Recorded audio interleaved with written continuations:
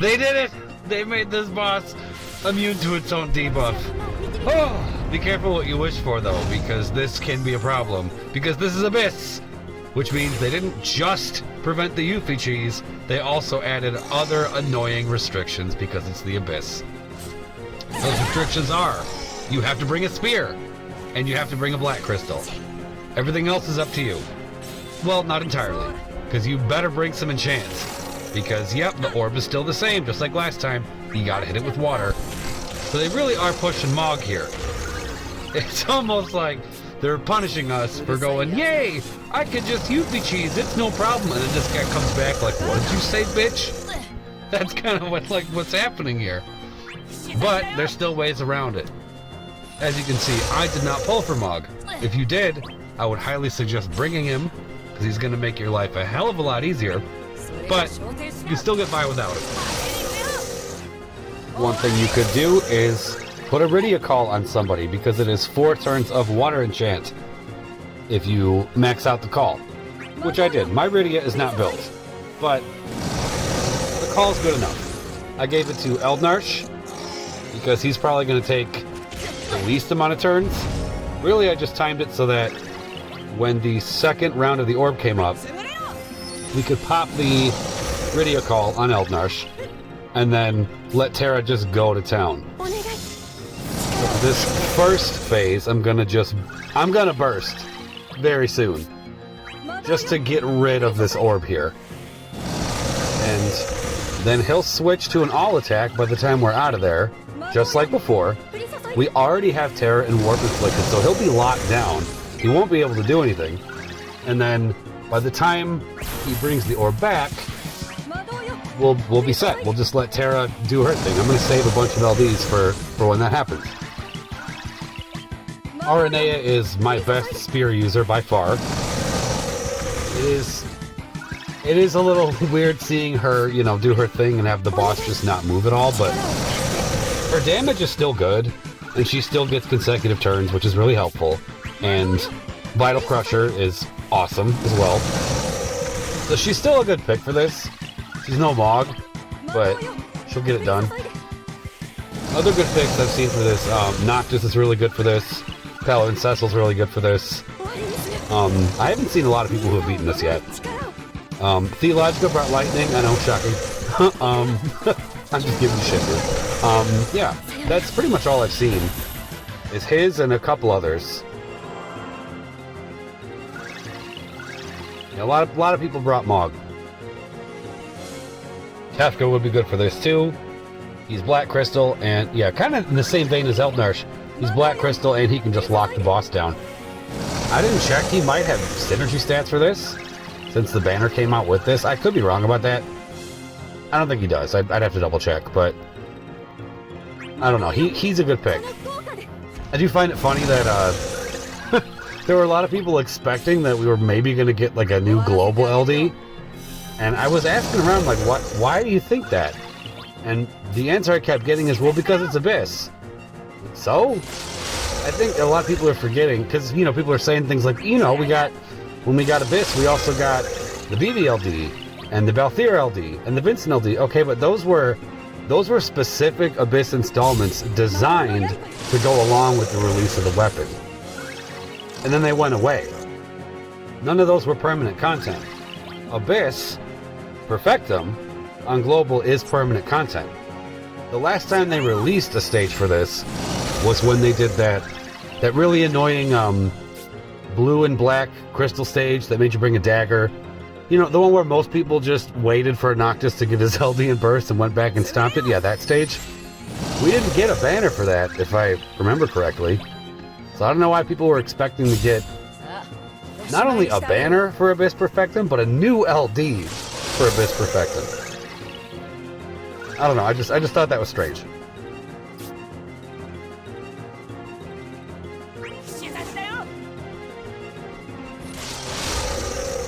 So you'll see me stop and checking debuffs periodically. That's mainly for Eald'narche, just to be sure that everything's good. Like right now, I don't really want to Vortex because there is no need to reapply Terra.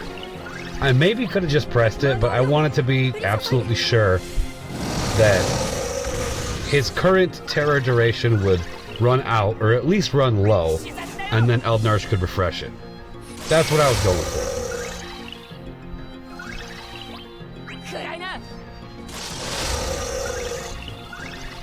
See, Aranea is still doing good, even though he's not moving.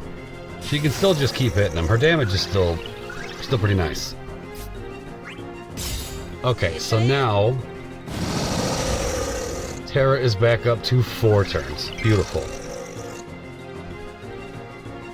And in 10% health from now, the orb will be back, and we can do what we gotta do. So it's not terrible, this fight. It's just getting around the restrictions and figuring out what works. Again, people with Mog are gonna have a much easier time, I think.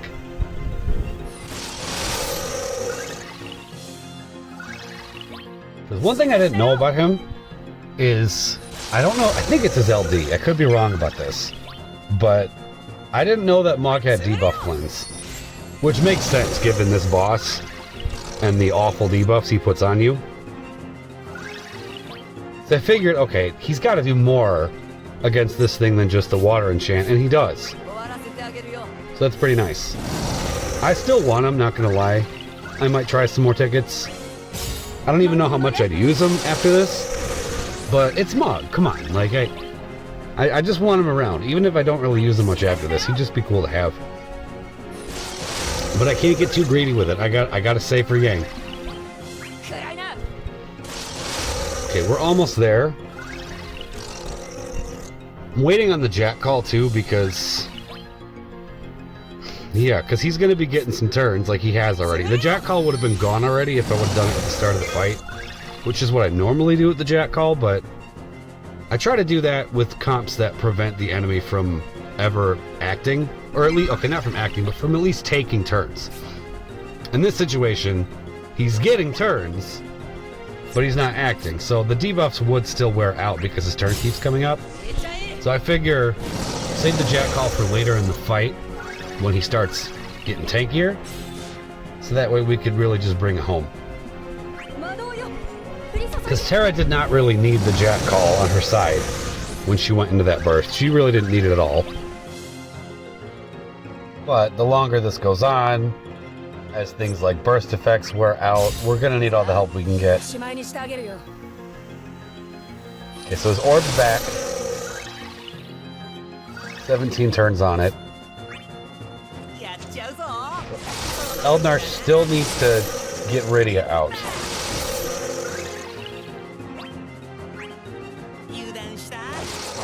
There we go. Yeah, get this on.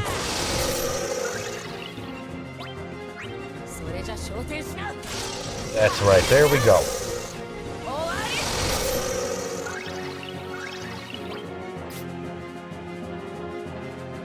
And I'm just now noticing that we have been at that at least Terra and Aranea have been at 1 health this whole time.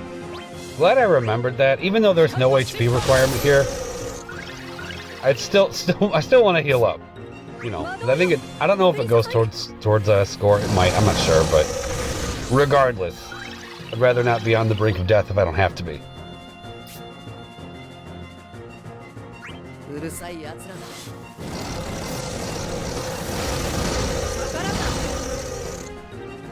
This is a little awkwardly timed because I always forget that if you do stuff like C65s are called on the Eald'narche free turn, the free turn kind of goes away.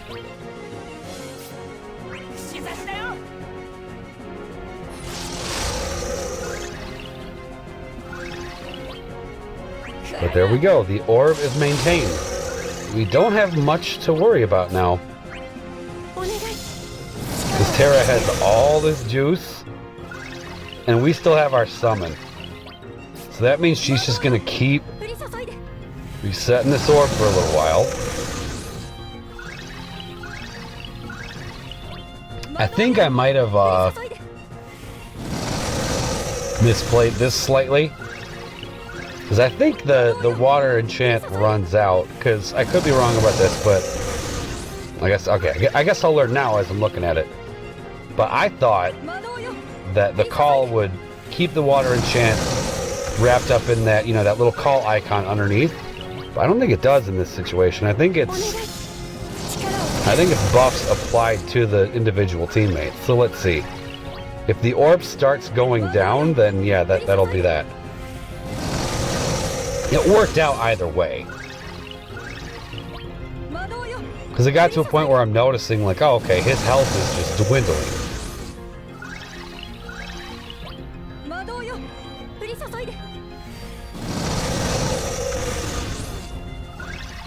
Yeah, see? Now it's starting to tick down. So yeah, okay, the Rydia call is in the form, okay, yeah. Yep, yeah, the Rydia call is in the form of buffs on your allies. It's not like something I could compare it to would be like the Cryo call, like the Cryo LD call. That's not buffs on your allies, that's just, you press that, and you'll see the call icon underneath whoever called the character, and as long as that's up, you got Thunder Enchant. But the Rydia call doesn't work that way. I just learned that just now, looking at this. Because I wasn't even noticing that the orb was going down when I did this. I'm only noticing that now. But I'm noticing, okay, he's at 9%, we have our summon, we can just kill him now. Because I was thinking, okay, should I wait for him to take a turn, because we got Terra. But we didn't need to, we can just bring it home now. So like I said, it's not terrible, it's just, in typical Abyss fashion, you need specific stuff. And the fact that it's Lufenia means means that you need even more specific stuff. But we got options. Not many, but we got options. Yeah, I could have went harder. Arena's got 2 LDs left. Win's a win though. And this, yeah, I remember this. Terra lost like all her buffs. Look how low her max brave is. Oof. I was just getting carried away spamming meteors. I wasn't looking at everything else. I tend to do that with her. But it doesn't matter. Because this is over. So that's the Abyss. Curious to see who you guys ran, not just here, but in all the stages leading up to it. I love the Abyss. I want to see what you guys did. Alright, hope you guys enjoyed. Thanks for watching.